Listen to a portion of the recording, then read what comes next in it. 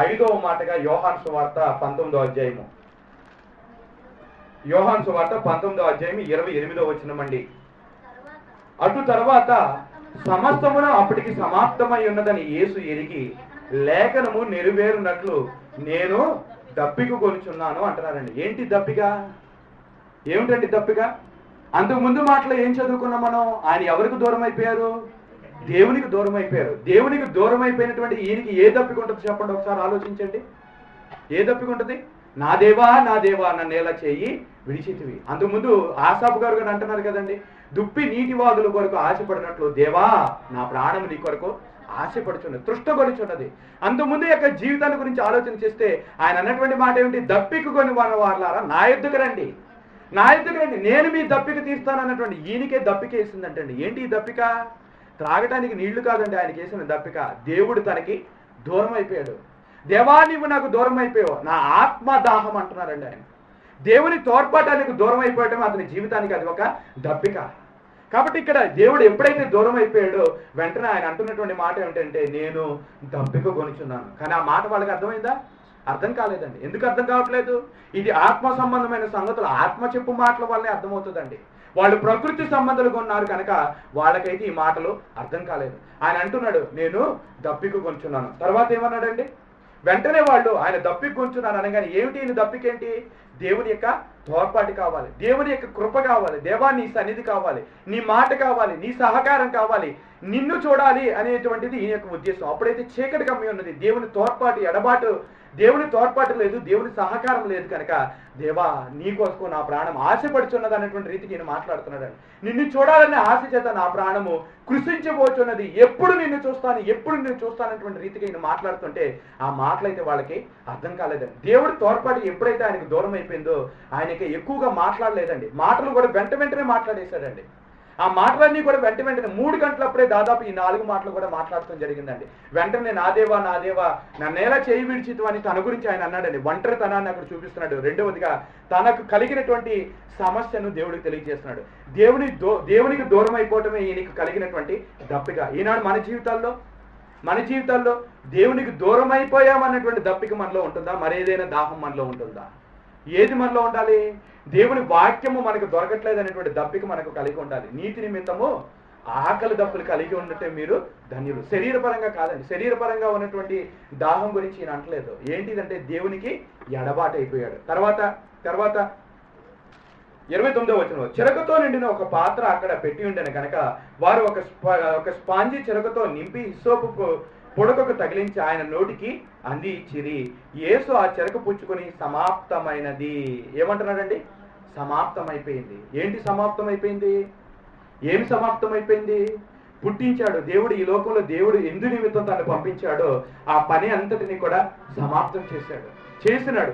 సమాప్తమైనటువంటి మాట ఆయన పలకగలుగుతున్నాడంటే కారణం ఏంటి? అప్పగించినటువంటి పనిలో ఏ పొరపాటు కూడా లేకుండా 100% పర్ఫెక్ట్ గా చేశాడు కనుక అంటున్నాడండి సమాప్తమైనది అనేటువంటి మాట పలికిన తర్వాత ఆయన ఎక్కడికి వెళ్ళబోతున్నాడు? పరదేశికి వెళ్తున్నాడు. అంటే అప్పటి వరకు ఆయన పరిస్థితి ఎలాగున్నదండి? దాదాపు నరకంలో ఉన్నాడండి. అగ్నిలో యాతన పడుతున్నటువంటి రీతిగా ఉన్నాడు. ఒక ధనవంతుడైతే నరకంలో పడి ఒక్క నీటి కొనను నా కొరకు పంపించమంటున్నాడు. అతడైతే దేవుని విశ్వసించకుండా నరకంలో పడి యాతన పడుతున్నాడు, దప్పిక గొంచున్నాను అంటున్నాడు. కానీ ప్రభువైన యేసైతే శరీరంతో ఉండగానే అతడైతే నరకంలో పడి యాతన పడుతున్నాడు. కానీ ఈ ప్రభువైన యేసైతే మన నిమిత్తం నరకాన్ని సిలువలోనే అనుభవిస్తూ దప్పిక కొంటున్నాడు అంట. అంటే అతని జీవితం ఎలాగుంది? నిజంగా నరకం అంటే ఏంటో సిలువలో అనుభవిస్తున్నాడండి. మరి ఎప్పుడైతే సమాప్తం అయిపోయింది అన్నటువంటి మాట అంటున్నాడో, సమాప్తం అయిపోయిన తర్వాత ఆయన ఎక్కడికి వెళ్ళిపోతున్నాడో? పరదేశికి. అంటే పరదేశ్ అంటే అది నెమ్మది కలిగిన స్థలం. అంటే ఈ మాట ఎప్పుడైతే పలుకుతాడో తర్వాత వచ్చేది అంటే ఆయనకి నెమ్మది వస్తుంది కనుక ఆయన అంటున్నాడు సమాప్తం అయిపోయింది. ఆనందంతో అంటున్నాడండి, సంతృప్తితో అంటున్నాడు. తర్వాత తనకి దేవుడు అనుగ్రహించే నెమ్మదితో ఆయన అంటున్నటువంటి మాట నెమ్మదికరమైనటువంటి స్థలానికి వెళ్ళిపోతున్నాడు కనుక వెంటనే అడ్డాడు సమాప్తమైనది. ఏమిటి సమాప్తమైనది? దేవా నీవు నాకు అనుగ్రహించినటువంటి పనిని సంపూర్తిగా భూమి మీద నెరవేర్చి నీ నామాన్ని మహిమపరిచానని ముందుగానే ఆయనకి కృతజ్ఞతాస్తుతులు చెల్లించాడండి. మరి సిలువలో ఈ రీతిగా యాగం అయిపోవాలి, బలియాగం అయిపోవాలి, ఈ లోకము అనుభవించాల్సిన నరక శిక్ష అంతా కూడా నువ్వే అనుభవించాలి అని దేవుడు అతనికి చెప్పాడు కనుక ఆ శిక్షణ అంతటి కూడా అనుభవించేశాడు కనుక, అనుభవించవలసింది అంతా కూడా అనుభవించేశాడు కనుక అప్పుడు అంటున్నాడండి, నీవు నాకు ఏ పని అయితే అప్పగించావో అది బోధే కానివ్వండి, శరీరంతో చేయవలసిన పని కానివ్వండి, అనుభవించాల్సిన బాధే కానివ్వండి, ఏదైనా కానివ్వండి, అదంతా కూడా తండ్రి నేను అనుభవించేశాను. నీవు అప్పగించిన దానిలో ఏ లోపం లేకుండా నేను పరిపూర్ణంగా దాన్ని నెరవేర్చాను. ఇక నా పని సమాప్తం అయిపోయినది. సమాప్తం అయిపోయింది అనేటువంటి మాట ఎవరు పలకగలుగుతారండి? చేసినటువంటి పని పరిపూర్తిగా నెరవేర్చేసిన తర్వాత మాత్రమే ఈ మాటను పలకగలుగుతారండి. మరి పరిపూర్ణంగా నెరవేర్చేసినటువంటి పౌలు అంటున్నాడు, నేను మంచి పోరాటమును పోరాడాను అని, నా ప్రాణమును నా పరుగు తుదముట్టించుకుంటే సమాప్తం చేసుకున్నానని పౌలు గారు అంటున్నారు. దావీదు కూడా అంటున్నాడు, లోకమందరూ పోవలసిన మార్గంలో నేను పోతాను. అంటే ఎవడైతే తాను జీవించినటువంటి జీవితంలో పరిపూర్ణంగా దేవునికి ఇష్టడుగా జీవించారో వాళ్ళు మాత్రమే ఈ మాట పలకగలరండి. కాబట్టి ప్రభువైన యేసు అంటున్నాడు సమాప్తమైనది అని చెప్పి తర్వాత ఏం చేశాడండి, తండ్రి నా ఆత్మను నీ చేతికి అప్పగిస్తున్నాను అంటున్నాడు. ఎప్పుడైతే పని సంపూర్తి చేసేసాడో వెంటనే దేవుడు తనకు అనుగ్రహించినటువంటి ఆత్మను ఏం చేస్తున్నాడు, తండ్రికి అప్పగించేస్తున్నాడండి.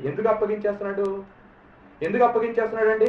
ఏమంటున్నాడు, లోకము పుట్టక మునుపు నీ యొద్ద నాకు ఎటువంటి మహిమ ఉన్నదో తిరిగి నన్ను అటువంటి మహిమతో నన్ను నిలవబెట్టమని తండ్రికి ఆయన ప్రార్థన చేస్తూ దేవుడు తనకు అప్పగించే, దేవుడు ఏ పని నిమిత్తం భూలోకంలోకి పంపించాడో ఆ పనినంతటిని నెరవేర్చేసి దేవుడు తనకు అప్పగించినటువంటి పనినంతా నెరవేర్చేసి తిరిగి ఆ ఆత్మని ఎవరికి అప్పగిస్తున్నాడు?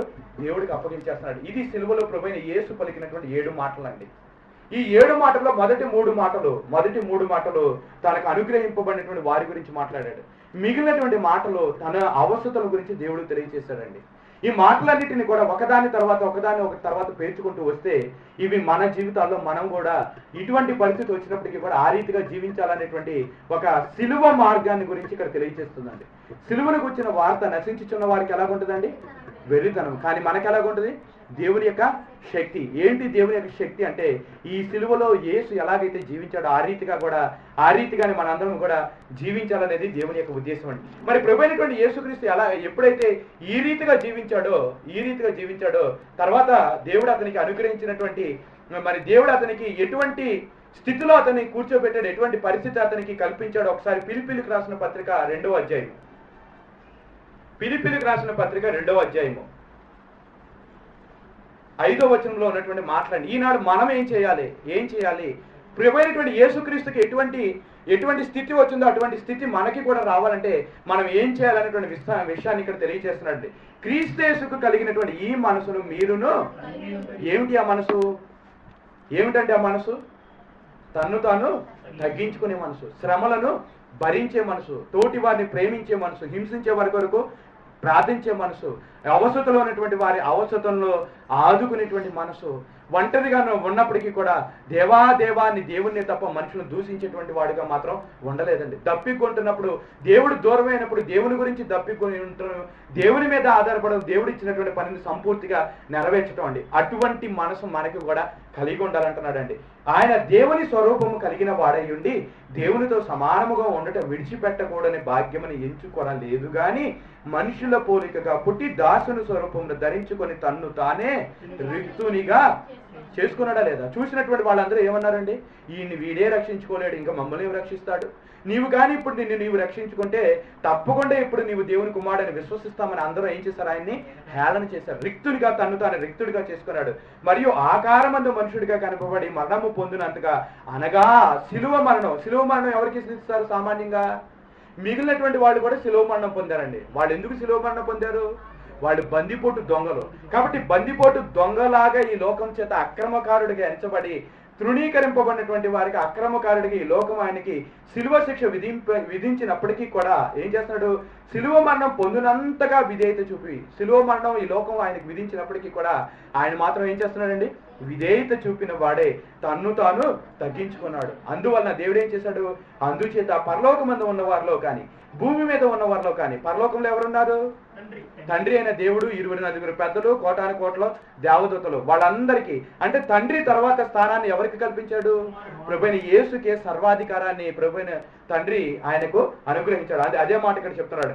అందుచేతను పరలోకంలో ఉన్న వారినే కానీ, భూమి మీద ఉన్న వారిలో కానీ, భూమి క్రింద ఉన్న వారిలో కానీ, భూమి కింద ఎవరున్నారండి? ప్రభువైన యేసునందు విశ్వాసం ఉంచినటువంటి వారందరూ కూడా ఎక్కడున్నారు?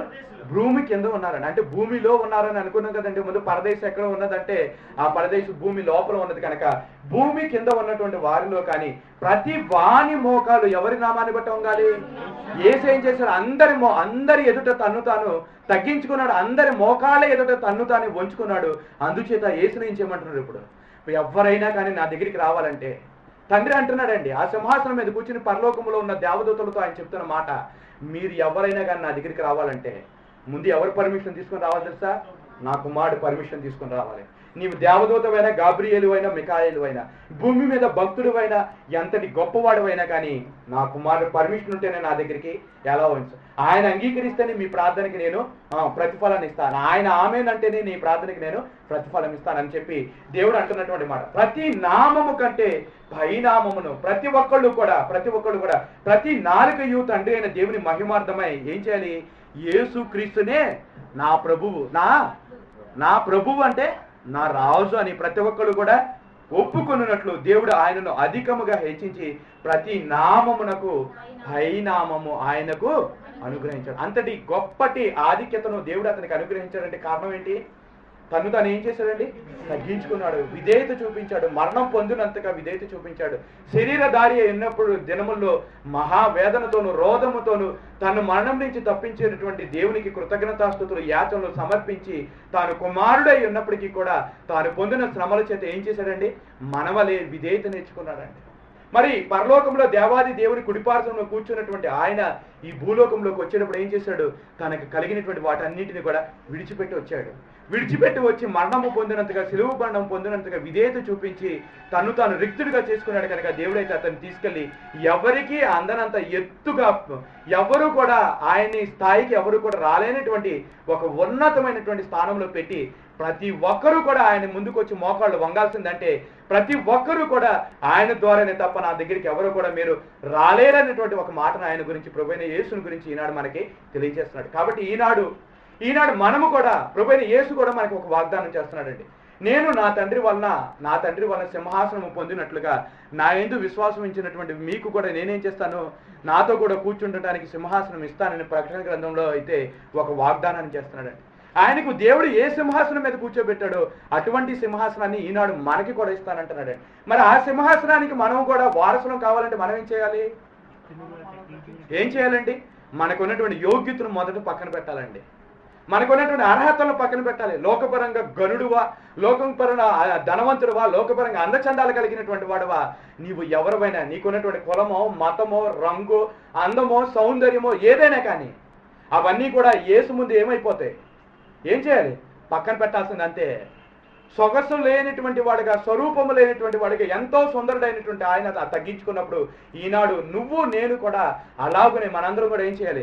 మనకు కలిగినటువంటి యోగ్యతలన్నింటిని కూడా పక్కన పెట్టడం. అందుకే పౌలు అంటున్నాడు, ఈ నేను ఏవైతే సంపాదించుకున్న వాటన్నిటిని కూడా ఏమంటున్నాడు? పెంట అంటున్నాడండి. ఎలా చూడాలి? అటని పెంటగా, మురికి గుడ్డలాగా చూడమంటున్నాడండి. నాకున్నటువంటి యోగ్యత, లోకపరంగా మనుషులు ఏమనుకుంటారండి? బాగా చదువుకున్నటువంటి వాళ్ళు ఆ చదువుని చూసి ఏమనుకుంటారు? బాగా నేను చదువుకున్నాను అనుకుంటారు. కానీ దేవుడు ఏమంటాడు తెలుసా? నీవు నా దగ్గరికి వచ్చినప్పుడు నీకున్నటువంటి పీజీలు, పిహెచ్డీలు ఏవైతే ఉంటాయో దాన్ని ఎలా చూడాలి? పెంటలాగా చూడాలి. పీజీలు కానీ పిహెచ్డీలు కానీ ఎలా చూడాలి? పెంటగా చూడాలి. కానీ ఈనాడు మనం ఎలా చూస్తున్నామండి? దేవుని పేరుట దేవసేవకుడు పేరు వేసుకునేటప్పుడే పక్కనే ఉంటుంది ఎంఏ, బిఈడి, లేదంటే సమ్ ఎక్స్ అండ్ ఎక్స్. ఏంటివి దేవుని దృష్టిలో? ఇవి లోకపరంగా నువ్వు జ్ఞానివైతే దేవుని దృష్టిలో నీవు మూర్ఖుడివి. లోకపరంగా జ్ఞానివైతే దేవుని దృష్టిలో నీవు వెర్రివాడు అన్న సంగతి జ్ఞాపకం చేసుకో. నీకున్నటువంటి డిగ్రీలు కానీ, నీకున్నటువంటి యోగ్యతలు, అర్హతలు కానీ చూసుకుని పొంగిపోయేటువంటి వాడుకో అంటే యేసు దగ్గరికి రా. ఆయన దగ్గరికి వచ్చి చూడు. ఆయన అర్హతతో నీ అర్హతను పోల్చుకో. ఆయనకున్నటువంటి యోగ్యతతో నీ యోగ్యతను పోల్చుకో. ఆయన తగ్గించుకున్న విధానంతో నీవు తగ్గించుకున్న విధానాన్ని చూడు. సరిపోతావా? చాలవు. ఆయన కాలి గూటుకు కూడా మనం సరిపోయేటువంటి వాళ్ళం కాదు. అందుకే అంటున్నటువంటి మాట అండి, ఆయన చెప్తున్నటువంటి మాట, మన అర్హతలని పక్కన పెట్టాలి, మన యోగ్యతలు పక్కన పెట్టాలి. నేనేదో గొప్ప వంశంలో పుట్టాను, గొప్పవాడు అనేటువంటి భావాన్ని మాత్రం ముందు పక్కన పెట్టాలండి. ఆయన నిమిత్తం మనం ఎలా ఉండాలి? తగ్గించుకునేటువంటి వాడిగా. ప్రభువైన యేసు ఎలాగైతే సేవకుడికి ఈ లోకానికి వచ్చి చివరికి శిష్యుల పాదాలు పట్టుకుని కూడా కడిగేశాడంటే, ఎంత హీనమైనటువంటి స్థితికి, ఎంత తాను తగ్గించుకుని, ఎంత మరి తగ్గించుకునేటువంటి పరిస్థితి ఆయన జీవితంలో తను తెచ్చుకున్నాడు. ఆ రీతిగానే మనం కూడా ఏం చేయాలి? మనము తగ్గించుకోవాలి. అలా తగ్గించుకున్నప్పుడు తాను తగ్గించుకునేవాడు హెచ్చించబడు. అప్పుడు దేవుని చేత మనం హెచ్చించబడతాం. ఒకవేళ మనం చేత మనం హెచ్చించుకొని నాకంటే మనగాడు లేడనేటువంటి ఆలోచనతో మనం ఉంటే దేవుడు ఏం చేస్తాడు తెలుసా? మన తల మీద ఒక చెయ్యి వేస్తే ఆ చెయ్యి మన భారం మీదగా ఉండి చివరికి మనమే తగ్గించుకొని దేవుని సన్నిధిలోనే అవమానపడాల్సిన పరిస్థితి అండి. కాబట్టి ప్రభువైన యేసు ఈ సిలువ మార్గము ద్వారా, ఈ సిలువ ధ్యానం ద్వారా, సిలువలో పలుకుతున్నటువంటి 7 మాటల ద్వారా మనకు తెలియజేస్తున్న వర్తమానాన్ని మనం గ్రహించి దాని ప్రకారం జీవించడానికి మనందరం కూడా ప్రయాసపడదు. ఆయన ఎలాగైతే తాను తగ్గించుకున్నాడో ఆ రీతిగానే మనం తగ్గించుకొని మన ఆత్మ సంబంధమైన జీవితాల్లో ఆయన పోలిని మనం నడుచుకొని, మన విశ్వాస జీవితాల్లో, మన శ్రమ కాలంలో, మన శోధన కాలంలో మన విశ్వాసంలో కర్తయు దాన్ని కొనసాగించి వాడైన యేసు వైపు చూచుచూ ఈ జీవితం అనే పందాన్ని ఓపికతో కొనసాగిద్దాం. అట్టి భాగ్యాన్ని దేవుడు మనందరికీ దయచేయును గాక. ఆమేన్.